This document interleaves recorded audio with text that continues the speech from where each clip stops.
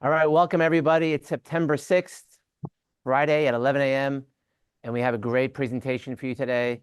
First, I'm going to introduce two of my good friends, Asa Margolis and Matt Levy, both from Hopkins. They're both in the EMS division, fellowship directors, critical care transport, etc. And they had a publication that I was very interested in hearing about. And so, Matt and Asa, if you wouldn't mind introducing Ellen, your medical student, and then we'll get the conversation going. Thanks for joining us today. Great. Well, hey, thanks, Peter, and good morning. And it's good to see everybody virtually. Hands down, one of the best parts of our jobs being in academic medicine is getting to work with highly motivated, super bright, and super energetic medical students, undergraduate students, residents, and fellows.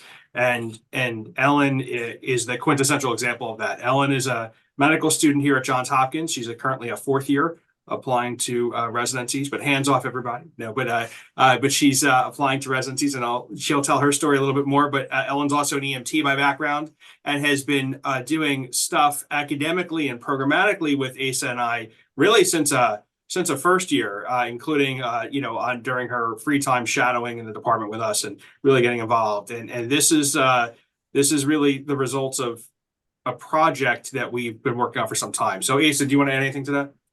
No, this was something that actually Ellen sort of came to us with a background and an interest in, and we were just sort of along for the ride, right? I mean, she came with everything from the idea to the development of the idea, and we just kind of mentored her through it. She presented this as part of her medical school scholarly project.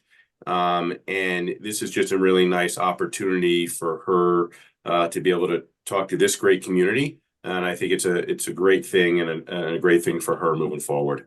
So Ellen, great work, and we look forward to hearing what you have to say. Thank you so much. All right, shall we get started? Take it away. Yes. All right, great. Hi, good morning, everyone.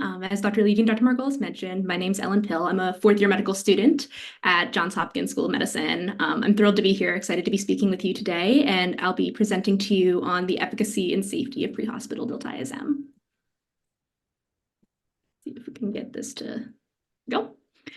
So a little bit of background. I'm sure most of you on this call are familiar with this. We'll just start by talking about rapid atrial fibrillation. So this is a cardiac tachydysrhythmia. Atrial fibrillation is characterized by an irregular heartbeat.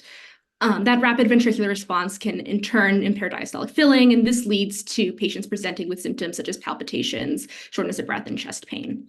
A quick note here that while atrial fibrillation and atrial flutter are distinct entities, for the purposes of this presentation, I'll be discussing them together because in both our study and Maryland State protocols, these two dysrhythmias are treated identically.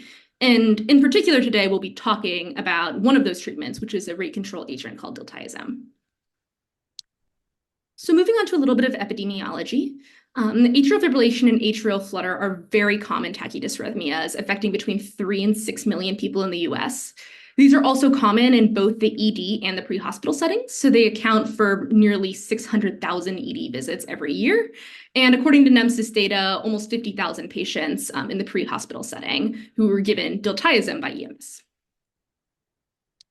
So to move on a little bit to diltiazem, diltiazem is a non-dihydropyridine calcium channel blocker, meaning that it slows conduction and prolongs the refractory period in the AV node. So what this means for us is that this is what we call a rate control agent. It slows down the heart rate in these rapid tachydysrhythmias. It's used to treat hemodynamically stable atrial fibrillation. In the pre-hospital setting in particular, rhythm control is achieved by electrical cardioversion, which is reserved for hemodynamically unstable patients. Diltiazem can also precipitate shock by undermining compensatory mechanisms. So the patient may have this underlying atrial fibrillation, but then the rapid part of that comes as compensation for an underlying pathology, for example, hemorrhage, sepsis, things like that. The major risks of diltiazem are its adverse events, namely hypotension and bradycardia being a result of its mechanism of action. I'm going to talk just a little bit about the Maryland EMS system. The Maryland EMS system is made up of 5 regions, as you can see on the map on the right side of the screen. It has 28 different jurisdictions and transports 500,000 patients every year. The Maryland Institute for Emergency Medical Services Systems, or MIMS, develops mandatory statewide treatment protocols and administers a unified electronic medical record system. I emphasize this in particular because it forms the basis of the methods and the query that we'll discuss in a minute and how we were able to get access to this data. So I'd like to discuss the Maryland protocols during the study period. And I emphasize that during the study period because these protocols have changed, as I'll discuss later on in the presentation. Maryland protocols allowed for the use of diltiazem in hemodynamically stable adult patients who were symptomatic from atrial fibrillation or flutter. They had to have a rapid atrial fibrillation or flutter as defined by a heart rate of greater than 100 beats per minute, and hemodynamic stability, which was ensured by a systolic blood pressure of greater than 100 millimeters of mercury, again, at the time of the study period. The dosing was prescribed as an IV diltiazem bolus, which is given over 2 minutes as a weight-based dosage of 0.25 milligrams per kilogram with a maximum dose of 20 milligrams. If there was inadequate response after 15 minutes, a second dose of 0.35 milligrams per kilogram could be administered, again, via slow IV push. It's important to note that there's a caveat to this. The dosage describes that for patients who are older than the age of 50, having a borderline blood pressure, known kidney failure or CHF, a smaller initial bolus of 5 to 10 milligrams, again, recall that the initial bolus would have been 20 milligrams for patients without these comorbidities, was administered IV over 2 minutes as well. The research question that we aimed to undertake was to find out whether or not diltiazem was a safe and or effective medication when given by pre-hospital emergency medical services in the state of Maryland.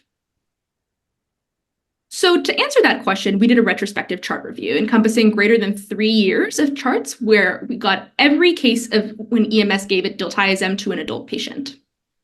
We received this as de-identified data from MIMS, and in particular, the variables that we requested and were given were the demographics, transport time, all of the vital signs that were taken on the patient, as well as lists of any procedures performed and medications administered by EMS. We also got the number of individual diltiazem doses, as well as the total amount of diltiazem that was administered to the patient during their encounter with EMS. When MIMS sent us this query, they gave us almost 2,400 individual charts. Of these, about 94% of patients were included. Reasons why we excluded the criteria were an error. There was no diltiazem that was actually given by EMS. They were missing vital signs, which would impede our ability to assess our outcomes. Diltiazem was given outside of the protocol, so the systolic blood pressure was not over 100, or the heart rate was not over 100. There were other medications that were given that could potentially confound our results, namely amiodarone, verapamil, and adenosine. There was anomalous or identical data or an inconsistent narrative and data set. And the way that we assessed these was for patients with extreme results, for example, a heart rate over 240. Both Dr. Margolis and Dr. Levy, who are on this call, independently reviewed the narratives for that chart as well as the data set and made a determination as to whether or not those patients would be included. We also excluded one patient who was now transported and one patient who was post-arrest. This left us with our final data set of 2,254 patients. Looking at our outcome variables, we defined rate control as a heart rate of greater than 60 and less than 100 beats per minute, with the lower and upper bounds of that range being defined as bradycardia and tachycardia, respectively. We then defined clinical improvement as a non-bradycardic heart rate that was at least 20% lower than the maximum heart rate. That was a standardized outcome that was initially used during the diltiazem approval studies done at the FDA and was subsequently adopted in other research on diltiazem conducted both in the hospital setting and in the pre-hospital setting. For our safety outcomes, as I mentioned, there are two main adverse events: bradycardia, which we defined as a heart rate of less than 60, and hypotension, which is a systolic blood pressure of less than 90. We looked at these measures both at the time of hospital arrival, as well as whether or not these patients required a rescue medication from EMS. For a heart rate of less than 60, we defined rescue medication or procedure as atropine, epinephrine, or external pacing. And for hypotension, we defined this as using epinephrine or calcium chloride. Let's just a little bit about our summary statistics. The median age of our patient was 72. I think that this is especially important to acknowledge because, as you recall earlier, there's a separate protocol for patients who are over the age of 50. As you can see, even the bottom end of our IQR is well above that age, and it wound up being over 90% of our patients fell into that greater than 50 age range. Our average encounter length was 34 minutes, and our maximum heart rate was almost 170, and our final heart rate is 120. So that led to a decrease of about 27%. The maximum systolic blood pressures and final systolic blood pressures were 153 and 132 respectively. These patients received a total diltiazem dose of 10 milligrams, and the IV fluid volume, the median was 0. This was obviously a right skew for that IV fluid. Taking a closer look at our summary statistics, you can see the heart rate on the left side of the screen and the systolic blood pressure on the right side of the screen. For the heart rate, you can see that our patient's final heart rate has substantially decreased from the initial, with some, but not most patients, falling into that rate control range, and then a handful falling into that bradycardic range as well. Likewise, with systolic blood pressure on the right side of the screen, you can see that dashed line there representing 90, or the threshold for hypotension. Patients did have a substantial decrease in their systolic blood pressure as well, with some of them falling into that hypotensive range, as we were concerned about from the risk of adverse events with this drug. Looking more closely at efficacy, 3 in 5 patients, 63.8%, had clinical improvement, again defined as that 20% decrease, but only 604, so less than half of those patients, had rate control. There were also 802 patients who had neither clinical improvement nor rate control with this drug. Looking more closely at the predictors of efficacy, you can see that age was a significant predictor of clinical improvement, in that patients who were younger, who were less than the age of 50, were more likely to have clinical improvement from diltiazem. A dose of between 10 and 20 milligrams was also significantly increased, with higher odds of both clinical improvement and rate control. Diltiazem data suggested as well that a systolic blood pressure between 100 and 119 was associated with higher odds of clinical improvement, and that between 160 and 179 was associated with lower odds of rate control. Moving on to our safety events, 96.5% of our patients did not experience any adverse events from receiving diltiazem. However, 3.5% of them did. I think that this is especially important to emphasize because these patients were hemodynamically stable. They came to us, and by definition in the protocol, they could not receive this drug, should not receive this drug, unless they were not hypotensive and were not bradycardic. However, these patients left the care of EMS or required rescue medications for hypotension and bradycardia in 78 cases. There were 8 patients who had both hypotension and bradycardia, 40 who had hypotension only, and 30 who had bradycardia only. In terms of predicting the adverse events, nitroglycerin, concurrent use of nitroglycerin, was a significant predictor of adverse events at an odds ratio of 3.68. I think that for most of us on this call, that's probably relatively intuitive, given that the side effect profiles of these drugs overlap. A heart rate of less than 120 was also associated with a higher rate of adverse events, as was a systolic blood pressure of less than 140. We did a separate analysis of patients who received what we called an excessive dose of diltiazem. The way we measured this was we looked at all those patients who were over the age of 50, who received a higher initial diltiazem dose than recommended by MIMS protocol. MIMS protocol being that 5 to 10 milligram initial bolus, and 20 being the usual maximum weight-based dosage. These patients who received that excessive dose of diltiazem were more likely to attain clinical improvement and rate control. But as is likely intuitive for most of us here, they were also much more likely to have an adverse event. To briefly discuss some limitations, we had no timestamp on the diltiazem dose. That's why we used our maximum heart rate and maximum systolic blood pressure as a proxy, assuming that those would be markers from before diltiazem was given. However, without a timestamp on the diltiazem dose, we cannot verify whether or not that was true. We also did not have recorded or accurate weights on these patients, so we don't know whether the amount that they were given was actually an appropriate weight-based dose. As I mentioned earlier, one of the major risks of diltiazem is that it can undermine a compensatory mechanism. And there's some evidence that suggests that diltiazem is associated with more adverse events in patients where their tachycardia is secondary to underlying pathology. We were not able to stratify by an underlying illness or injury. We also were not able to link to downstream or in-hospital outcomes, so we can't look at markers like, for example, 30-day mortality. And we did not independently verify the paramedics' rhythm interpretation, so we assume that when these patients were considered to have atrial fibrillation or atrial flutter, that interpretation was correct. As a result of our study, there was a protocol change in 2023 during an update which increased the heart rate threshold for diltiazem administration from 100 beats per minute to 130 beats per minute. And then to quickly discuss some conclusions. So after receiving pre-hospital diltiazem, 3 in 5 patients had clinical improvement. Again, that greater than 20% decrease from the maximum heart rate. But only 1 in 5 had rate control. 1 in 30 patients experienced a serious adverse event. This is, again, important to emphasize because all 30 of these patients were hemodynamically stable at the start of their encounter with EMS. We also found that diltiazem is less effective when it's given to patients over the age of 50. Again, a very significant thing to note because the vast majority of patients who receive diltiazem do fall into that category. And adverse events are more common with systolic blood pressures of less than 140, heart rates of less than 120. So really these patients who are falling on the margins of do we give this drug, do we not give this drug? When they're falling at those borderline thresholds, they're more likely to have adverse events, as well as with concurrent nitroglycerin administration.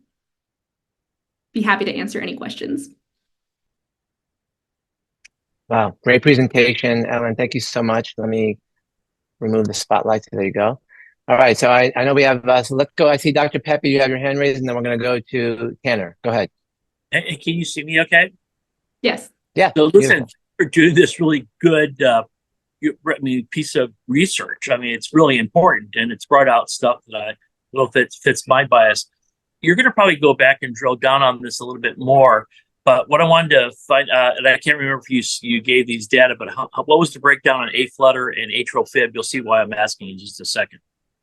So we did not have that information on atrial flutter and atrial fibrillation. Okay. And the reason why we didn't push for that was because it would have required independently verifying the rhythm strips of each patient. Wow. Okay.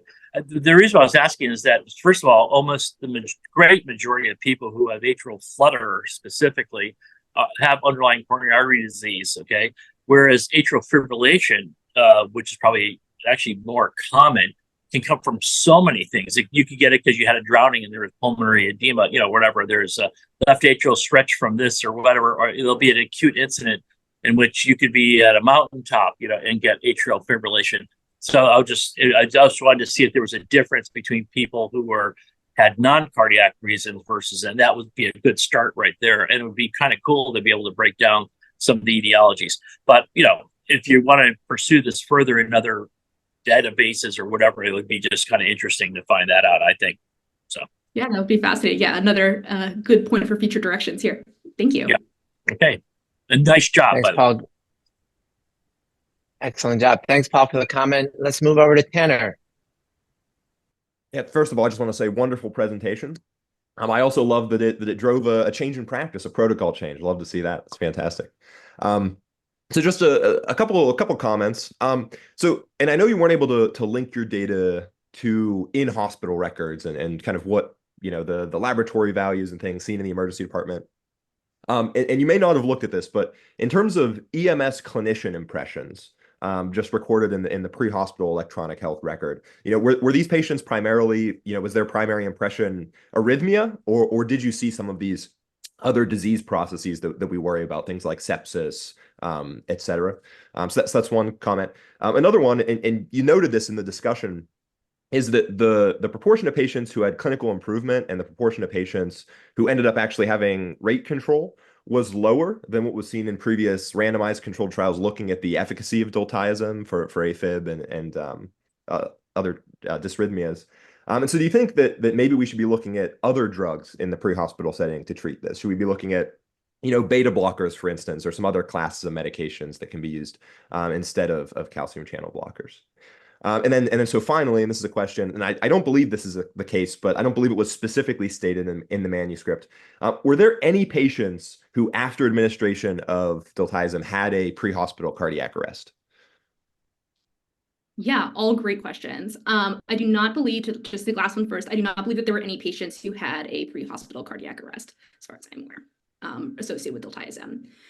I think for your first question about the paramedic impressions, I did look at those. They were quite varied. I don't remember the exact number off the top of my head. The majority of them were cardiac, but there were also a decent number that were traumatic actually in nature. And then there were many that were just categorized as something like sick person. So more or less nondescript and didn't really help us narrow down whether they were feeling ill because of their cardiac dysrhythmia or if the cardiac dysrhythmia was, tachycardia was secondary to another pathology. As to your question about is this a different drug, or should we be looking at other things in the pre-hospital setting? I think that there's a reason why our efficacy rate is lower than in randomized controlled trials, and why our adverse event rates are higher. I think, these are, when given in a randomized controlled setting, they're doing things like these perfect weight-based dosing, right? And they're really looking very closely, should I phrase this? They're looking at patients who don't have those other secondary underlying pathologies, right? You're not going to have somebody show up and do a randomized control trial on them after they've been into a car accident, they're stabbed, they're septic, something like that. I think my inclination would love to have, other thoughts on this as well. And I know Dr. Levy and Dr. Margolis also have some opinions on this, is that I'm not particularly inclined to look for a better rate control agent in the pre-hospital setting because these patients are hemodynamically stable. I think, if we consider the role of EMS to largely be in stabilizing unstable patients, or ideally keeping patients who are stable until they can reach a higher level of care. I think that there's a lot of potential risk in introducing medications for hemodynamically stable patients with a side effect profile that includes hemodynamic instability, if that makes sense. I think that it is certainly something that should be addressed and included in protocols for agencies that may have longer transport times. But for patients where you have, say, a 10-minute ride to the hospital, I'm not sure that I feel strongly that, the resources that we have in EMS research should be dedicated towards trying to find other rate control agents for those patients. Can I ask just one very quick question? I'm sorry about the pump in. I have to go somewhere and go to another session. But one thing it is interesting is I know if there is a difference. For example, that was where I was kind of leading to before about the etiologies. Sometimes if someone has an acute event, it may be easier to convert them versus someone who's had a chronic atrial fibrillation condition that we're going to see, that kind of thing. And that wasn't easy to split out, I suspect, right? Okay. No, it's not. Yeah. For future directions, right? Yes, of course. I see So another hand. The next project. Oh, go ahead. I was gonna say quickly. So I think Ellen, you hit the nail on the head with respect to the EMS system, right? As EMS medical directors, obviously we have to make these decisions based on what our EMS system looks like, including transport time. Honestly, rate control agents such as Diltiazem give me a little bit of chest pain when I think about it, because I always waffle back and forth to whether or not we should even be treating somebody, especially with shorter transport times, that have AFib when we really have no idea why they're in RVR. Right? What sort of compensatory mechanism is happening? And often when we see these people in the emergency department, we're not jumping all over them to treat them within the first 5, 10, 15, 20 minutes of arrival, right? We're gathering data, we're obtaining labs, we're doing a volume exam. We're really assessing what is the potential downside of administration of these rate control agents. So really doing that off the bat, again, gives me a little bit of concern. It would with any sort of rate control agent. Obviously, the treatment of these patients becomes much easier, whether in the field or in the hospital when they're critically unstable, because then we know what to do, right? We give them electricity. But in that group of like their rate is high, but they're not unstable, we don't really know why their rate is high. This is a very dangerous patient population to be potentially messing with if you don't have all of the data that you need. Well said. I have a comment, but we have two other people who want to come in. So I'm going to go to Scott, and then we're going to go to George next. Scott, go ahead. Hey, good morning. Great presentation. I apologize if I missed this, but does your protocol address anything such as onset of the AFib? Some EMS protocols say if it's been greater than, say, 48 hours, don't mess with it for fear of an embolus taking place. Does it address this? And did you see any complications related to something along those lines? Thank you. I do not believe that our protocol addresses the duration of the atrial fibrillation. So no, we were not able to collect that data on the duration of their dysrhythmia. And that is a great question, because what was the percentage of patients that actually converted out of AFib, Ellen? You had mentioned it. So we don't have hospital arrival data, so we can't confirm what their rhythm was at the time of hospital arrival. And so we can't tell how many of these patients necessarily had rhythm control. We really only looked at rate control and then the clinical improvement marker in this project. Got you. Okay, let's go to George. Hi, great presentation, by the way.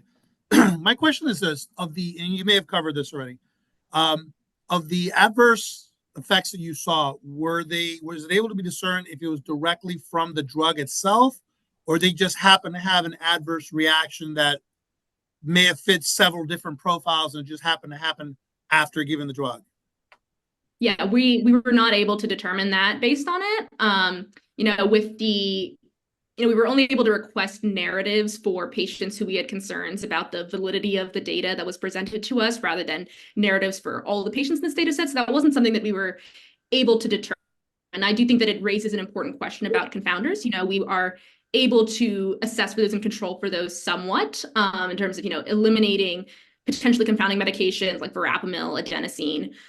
But, for example, with the concurrent use of nitroglycerin, I think it's very hard to say, for example, are they hypotensive because they got nitro, or are they hypotensive because they got DILT?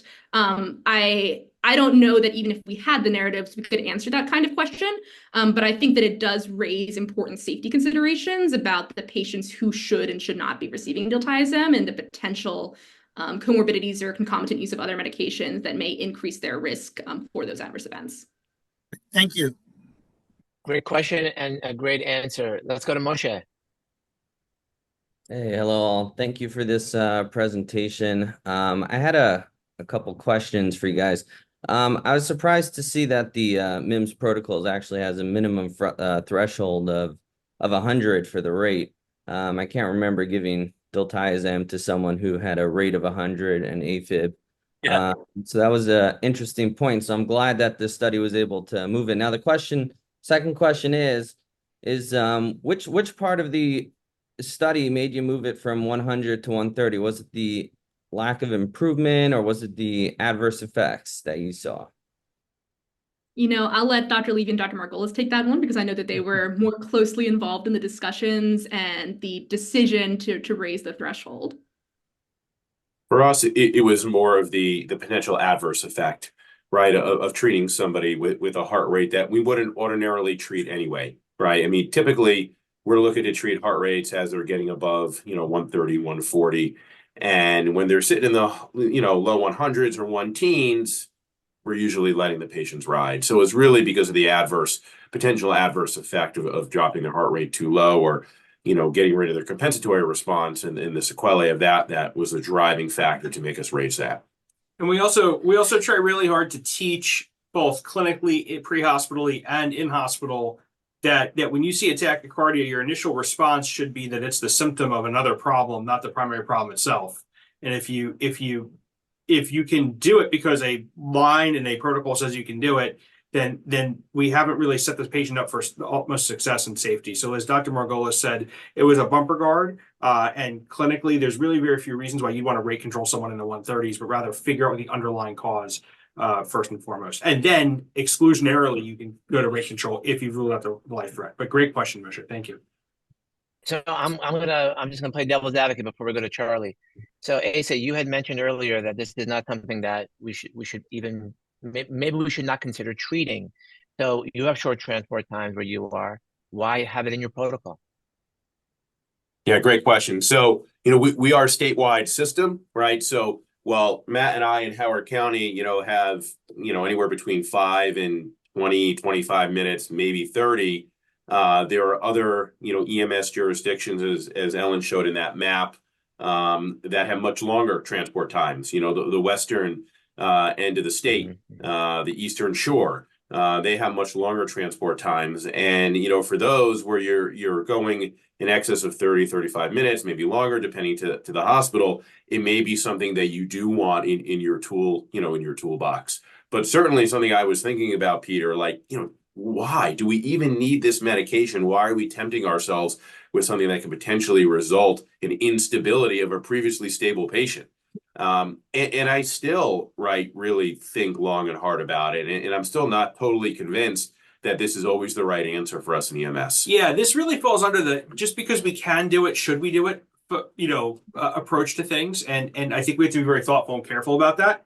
The other issue is as we all are struggling with wall time and dwell time, we know that just the time of transport to the hospital in a vacuum, and amongst itself only tells part of the story. It may actually be many, many minutes, if not an hour later, before that patient is actually seen by a prescriber, a provider who can actually order the treatment. So there are some patient-centered reasons, but what we're most excited about the study is that when used properly with the certain safety guards in place, it's relatively safe, as you can see here. And that's what this large analysis has shown us. I think, have given a lot more thought to the dosing and the parameters for which the dosing, and we've hopefully made it safer for our patients without throwing out the proverbial baby with the bathwater. Great answers, guys. Okay, let's go to Dr. Charlie Ingram. Charlie. Hi, good morning. So a couple of things. One, first a question. How did we land on rate control definition of being 100? And then also, kind of to the same point that you were just making, I think the next study here, like there were a lot of good ideas here. The next study is like, what's your ED length of stay for these treatments and these patients, right? Because like, I agree, like if you're standing on the wall and your heart rate's 140 versus you're standing on the wall and you're now like converted from AFib to sinus, like I bet you there's a difference there. And that becomes a now like patient-centered difference, which I think is really important to link kind of all of our EMS studies too. So, but also really great work and great presentation. So thanks. Yeah, no, I absolutely agree. Sorry, your first question I cut out for a second. Oh, sorry, my Wi-Fi is terrible. Why 100? So why is your heart rate goal 100 instead of like 110 or et cetera? Because I don't know that we have a reason for 100. Yeah, I think, the reason we really chose 100 was just because the number that everyone chooses when you define tachycardia. It's also the number that's been historically used for rate control studies for atrial fibrillation, both with and without diltiazem with other agents as well.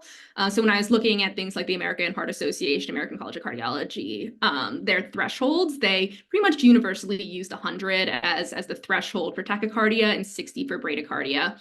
And we did not want to call an adverse event rate control, hence why we chose the 60.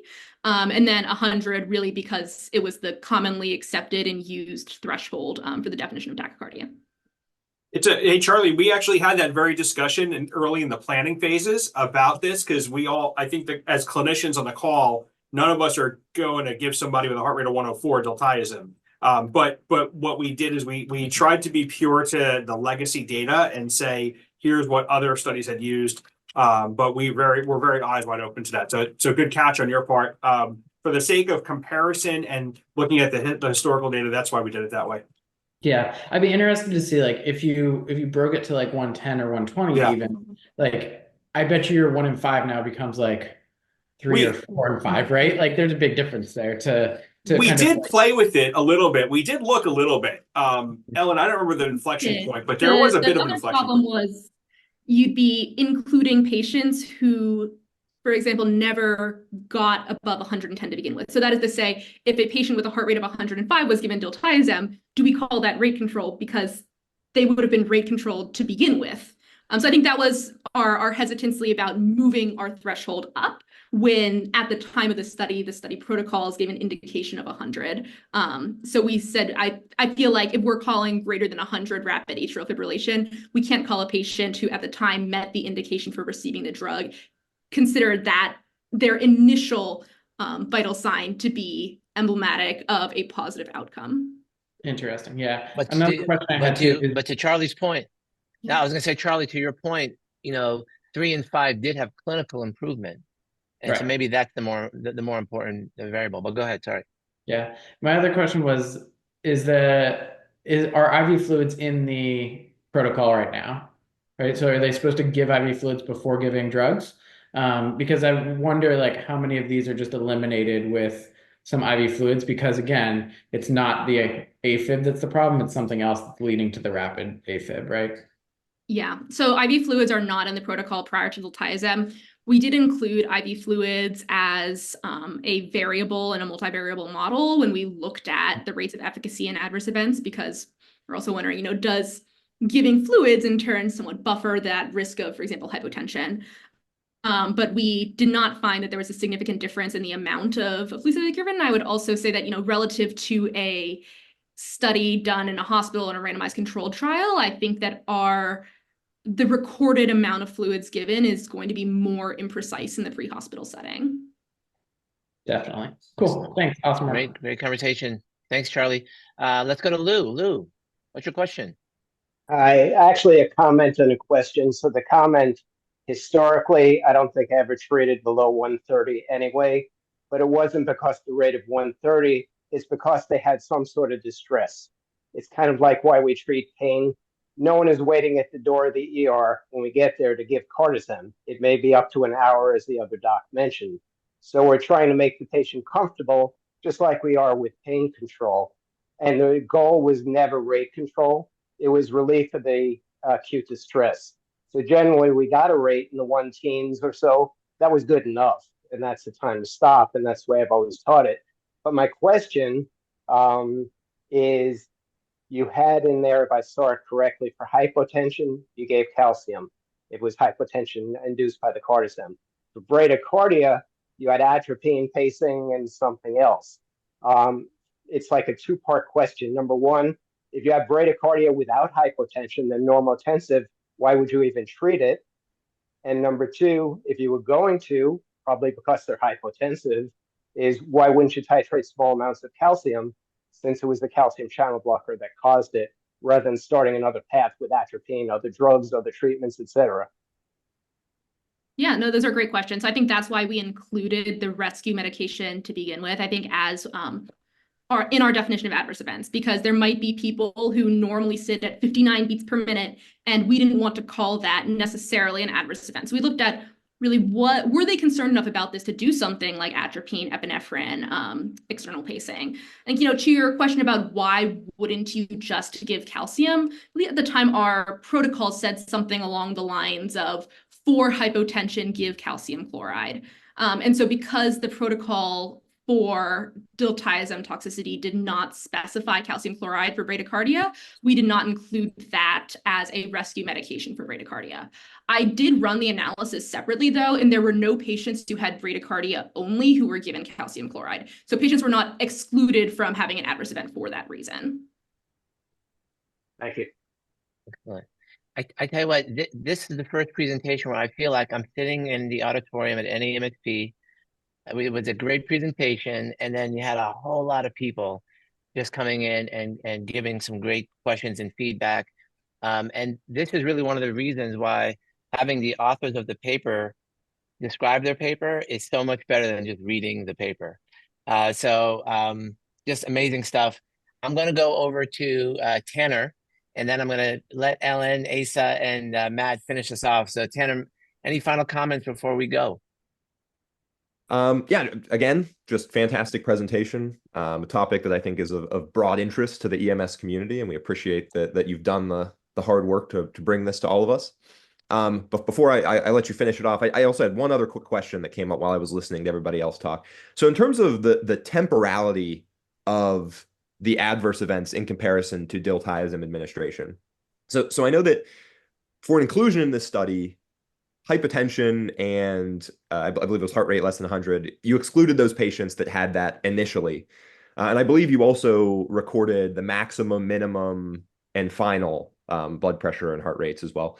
So were you actually able to adjudicate, the episode of hypotension was recorded post-medication administration, or was it just a hypotensive blood pressure measurement after the initial and not necessarily after diltiazem administration?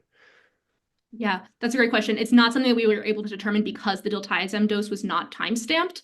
I would hope that our providers were not giving diltiazem to a patient after they had been hypotensive, but in theory, yes, that's certainly possible, and we would not be able to discern that from the data set. Fantastic. Thank you very much.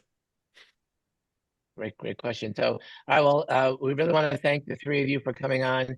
I do always like to give you guys the last word. So, Ellen, we'll start with you, and then we'll go to Ellen and Matt. Any final comments for our guests, for our attendees today? I don't think so. Thank you so much for having me, and I really appreciated talking with all of you. Dr. Margolis, Dr. Levy. You did a wonderful job. Asa, Matt? Yeah, I mean, obviously you guys can all see why we were so excited to have Ellen present this. She did a better job than we could do. And she's wonderful to work with. Ellen, congratulations. Peter, thank you for bringing everybody together. Really a great opportunity to share some work, get some feedback, and have a great discussion.